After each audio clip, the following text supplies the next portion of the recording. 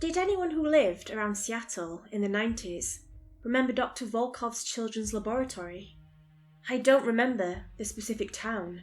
My mum and I moved around a lot, but I definitely remember Dr. Volkov, and I remember seeing his commercials on the radio. I remember he said he'd give whatever families would let him borrow their kids something like $100,000, which honestly sounds super suspicious, but hey, my mum was a single parent who just needed some cash. I was 8, I think, when she first signed me up, and one of my most vivid memories from this was walking into the lab for the first time. It actually looked pretty fun. It was like a giant playground with slides and swings and anything else a dirty little kid would want to get their hands on. There were 3 other kids there, and we played hide and seek together while our parents chatted and signed some papers. Then Dr. Volkov came in. He had a very strong accent, which I couldn't place at the time, but now I recognise it as Russian. "Hello, families. I thank you for giving up your free time to take part in my studies. I assure you, if I am successful with these experiments, we will make history," he said, and the parents gave a polite applause. Us kids caught on too, and gave our cheers, which were not as quiet. "Once the parents leave, I will take the children and start my studies. They should be returned to you within the next year, give or take," he said, and the parents murmured to each other. "Once again, thank you for your sacrifices. I will see the parents off now. Farewell. Children, say goodbye to Mummy and Daddy," Dr. Volkov said. We all waved goodbye, except for one girl, who ran up to her dad and hugged him. I wish I had done that now too. After the parents left, Dr. Volkov turned to us. "Hello, little ones. I am so excited to work with you. Now, follow me." We followed him into the lab, which was decidedly less fun than the front of his lab. It was all white, with 5 rooms with big metal doors decorated the sides of the hallway, one for each kid. There was some strange equipment that I didn't know the names of. There were 4 kids, 3 boys including me, and 1 girl. We introduced ourselves.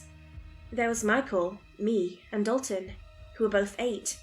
Then there was Cassandra, who was 9, and the oldest, Andrew, was 10. Dr. Volkov explained that we'd still have time to play together, an hour a day, but most of our time was to be spent working on our experiment. Dalton raised his hand. "What's the experiment?" Dr. Volkov smiled. It looked almost fake. "Who here has ever wanted superpowers?" All 4 of us went ballistic. We all wanted to be superheroes. What if I told you that it is possible with us? That's right. Over the course of the year, I will make you 4 into a group of superhumans, each with your own special power. All of us clapped. This sounded amazing. And with that, we were sent to our rooms. The interior of mine was strange. No toys or posters, or race car beds like the one I had at home. There were a lot of lights though, but a lot of them weren't on for some reason. I was tired, so I laid down in my little bed, decorated with lightning bolts, and went to sleep. The next day, Dr. Volkov taught us more about the experiment. He was going to condition us all to have superpowers, and then make a sort of super team to fight bad guys. We all had different superpowers. I was going to get the power to manipulate energy, which made my room make a lot more sense. Dalton would be able to talk to the dead, Cassandra would be immortal, and Andrew was going to gain the strength of a gorilla, which we all thought was hilarious when we first heard it. Our training was to begin immediately, and they sent us all away to separate rooms. I was sat in a large chair, where one of Dr. Volkov's assistants, named Katya, sat with me. "Hello, Michael. How are you? We're going to make you into a superboy. Isn't that exciting? Now, this may hurt a little bit." Without warning, she pulled a lever, and the chair I was sitting on suddenly lit up. I had been shocked by an electric chair, and began to cry. "Do not worry, little boy. It will not kill you, but it will make you strong. Don't you want electricity powers?" I thought about it, and even though it hurt, Electricity powers started to sound really cool. I nodded, and she shocked me again. I cried. And that was my life for the next while, getting shocked, crying, and getting shocked again.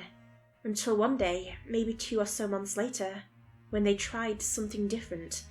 Here, hold this, Michael, Katya said, handing me a metal rod. This will hopefully conduct enough electricity to go through you and power that light bulb. Put your hand on the light bulb, Michael. I obliged.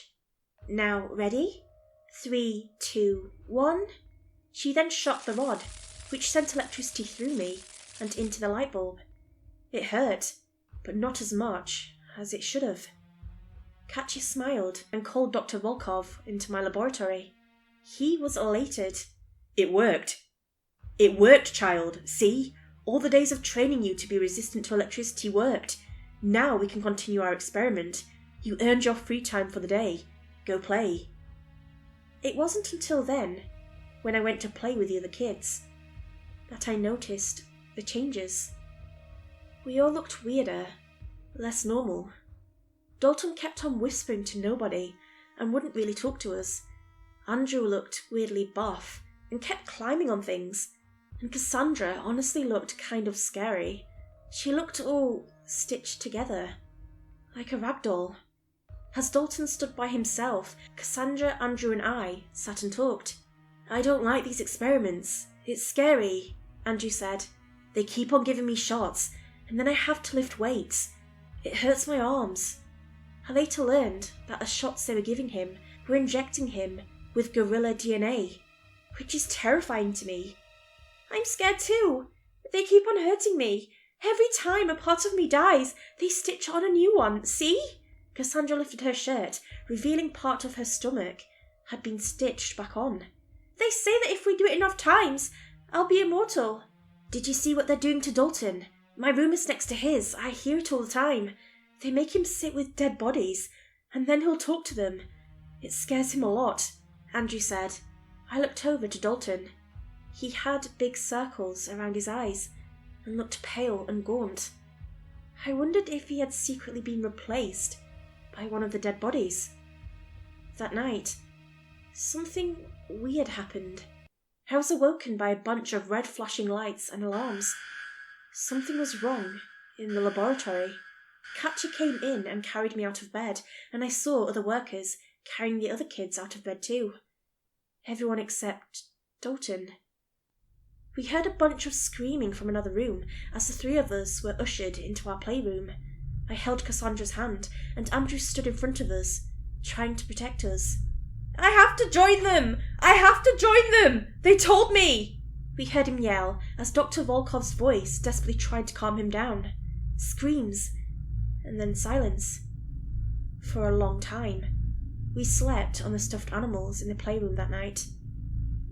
We never saw Dalton after that, and his door was boarded up. At the time, I just assumed his mum took him home, but they didn't give us much time to look for him, because all of us had more experiments the same day. Michael, do you remember when you did a great job with that experiment and you made the light bulb light up? Well, that was a practice round. Next month, we're going to do the real deal. We're going to put metal plates in your hands and make it so that you can conduct energy, even without holding the metal rod. Doesn't that sound great? Katya said. I squirmed in my seat. Yeah, I lied, and we did more training. I will say, the shocks hurt so much less than the first time. It was getting easier. As time went on, things got even more weird. Cassandra and I's rooms were right next to each other, so we could see each other a lot. She kept on getting more and more stitched up.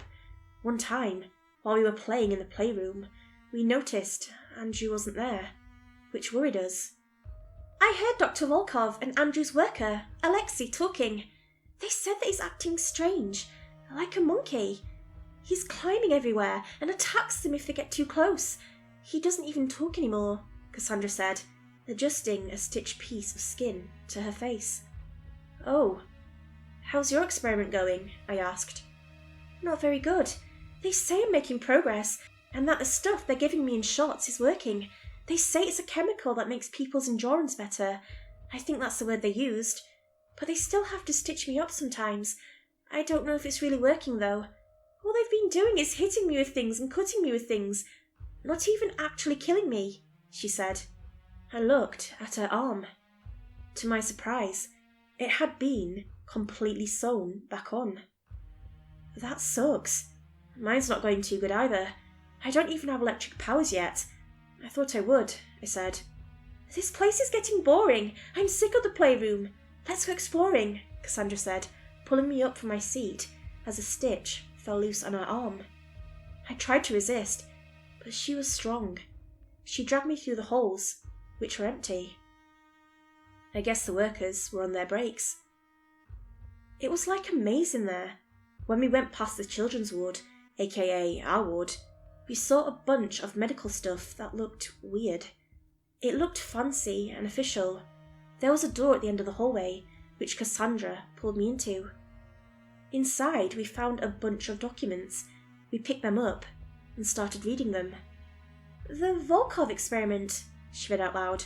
Conducted to test the limits of the human body and mind, mentally and physically. Subjects, Dalton McDermott, Michael Porter, Cassandra Colombo, and Andrew Scott. That's us. Keep reading, I insisted. Subjects will be repeatedly tortured. Under the rouse of being trained for greatness, they will be injected with placebo shots, beaten, electrocuted, forced to endure heavy physical activities, and locked in rooms with dead bodies. This experiment will test the theory formed by Dr. Dmitry Volkov that if children are subjected to torture while under the assumption the result will be positive, along with being given positive reinforcement from mentors, they will experience less or different traumatic responses to said torture. We looked at each other. So you mean we're not superheroes? I asked. Tears formed in Cassandra's eyes, and we heard footsteps somewhere in the hallway. We'd better get going, she said, grabbing my hand as more stitches fell loose in her arms. We raced down the hall and back into the playroom, just as Katya walked in. Bedtime, children, she said, and she took us to our rooms, where she took me into bed. I didn't sleep that night. At all. The next day is when all hell broke loose. During free time, Cassandra and I decided to check on Andrew, who hadn't left his room in days. Andrew? Hello? We said, opening the locked door. What I saw in there will haunt me for the rest of my life. He was going, no pun intended, ape shit, climbing on the walls of his room. His eyes were glazed, like he had no idea what was going on. He wasn't even talking, just grunting and screaming. We ran to get an attendant. Katya! Andrew's crazy! The gorilla DNA you put in him is working, I said, and Katya ran to hide us in the playroom. Andrew had escaped his room. Cassandra and I pressed our ears to the door, trying to listen in. Subject 4 is reacting poorly to the gorilla DNA, Dr. Volkov, Katya reported, as they tried to track down Andrew. No, impossible, Dr. Volkov said. We didn't give him any gorilla DNA. It was a placebo, he said. And even though at that age I didn't know what a placebo was, Cassandra and I still looked at each other, in shock. That's fascinating. Let me write this down, we heard him say. No, Dr. Volkov, there's no time. There's a breach in his room. He's somewhere in the building, Katya said, panicked. No, let me. Dr. Volkov, subjects 2 and 3 are in danger, and so are we. There is no time. It won't take. Dr. Volkov! Suddenly, we heard screaming and running and chaos. I guess Andrew had found them. When everything was quiet, Cassandra carefully opened the door to the playroom. Dr. Volkov and Katya, or at least what remained of them, were lying on the floor, in a mess of blood. Andrew in the corner, hyperventilating. He turned around and rushed towards us. Cassandra screamed, but he stopped in front of us. Andrew? I said shakily, not even expecting him to say anything. Go. You're free, he hissed, and Cassandra and I stood there in shock. "Are you stupid? They're coming. Go before they get you," he said, and only then did we notice the men in biohazard suits running towards us. Cassandra and I ran and ran until we found the exit into the playground at the front of the building. We heard gunshots behind us and Andrew's screams, but we didn't care. All we could do was run out the door, out of the hellhole we had been in for months. We waited outside the door for a while, waiting for Andrew to come out after us, but he never did. That was the last I saw of the Volkov experiment. No documents were ever published, no police reports, nothing. Cassandra and I went our separate ways, back to our families, and soon Mum and I moved towns. Sometimes I wonder if I dreamt the whole thing. But last week, at the coffee shop, I saw a girl with strange stitches up and down her body, and as she left with her drink, we made eye contact, and I knew she recognized me too. I guess some things you just can't make up.